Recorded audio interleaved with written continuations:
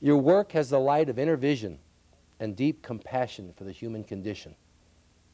It is beautiful, touched by sorrow.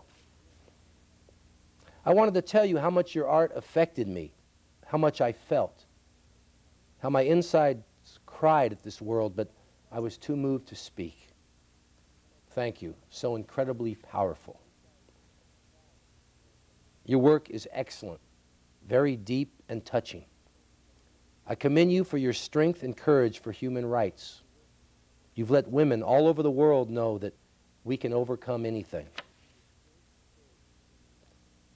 Some of the most impressive work I have ever seen. The work is both beautiful and harrowing. I'd like to introduce mehri Dadgar, the artist we're speaking of. Welcome. Thank you so much. Thank you for having me.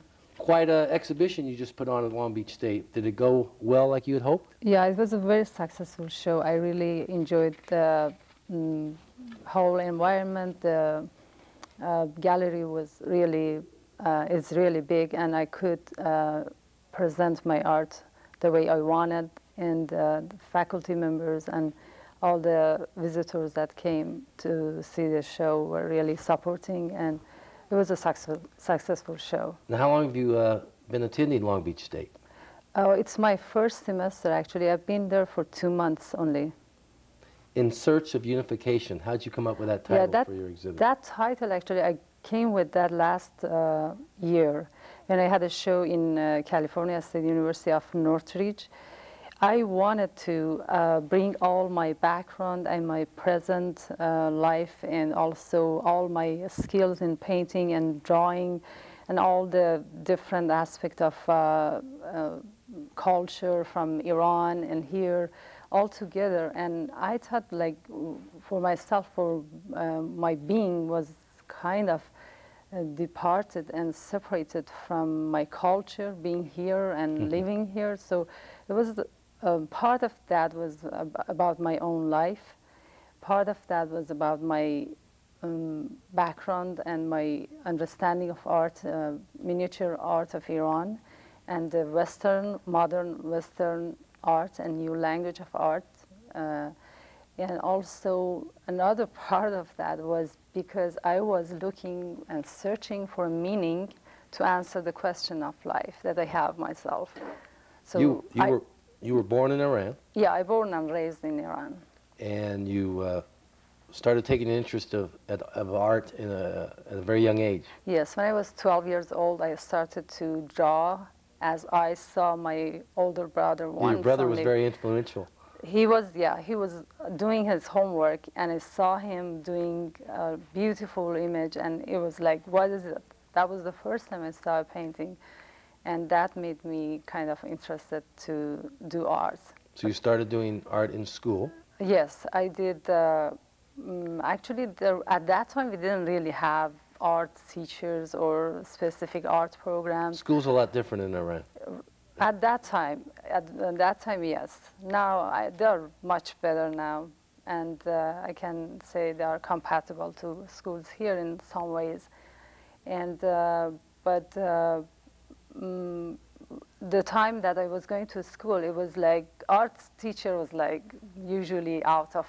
I mean, like they were only teachers who didn't really care or didn't work hard, so they put them in art project or art classes.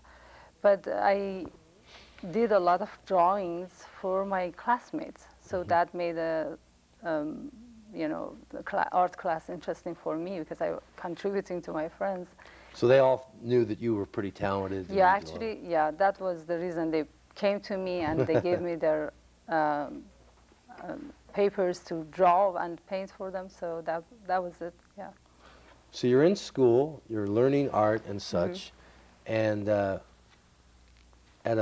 what age did you start getting a little political?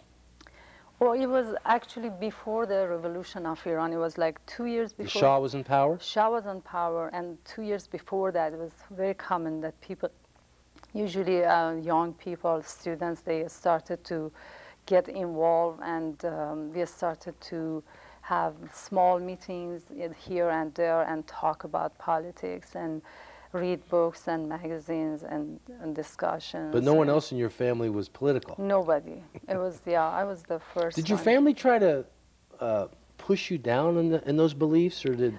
Well, in some ways, my mother, she had experience regarding previous movements in Iran, and she knew that like any kind of movement takes you in trouble, and sometimes she told me, don't do this, but we were young and we wanted to experience ourselves in one way. We want to hit our head to the stone and then feel the pain ourselves to believe it. So you had a group that you were with, and you were handing out literature, information to people on the street and such? Yeah, after the revolution that happened, yeah, it was about a year and a half after the revolution. I was working with a group that they were active, and they become a very strong opposition of the current regime. So at the time, yeah, I was passing pamphlets and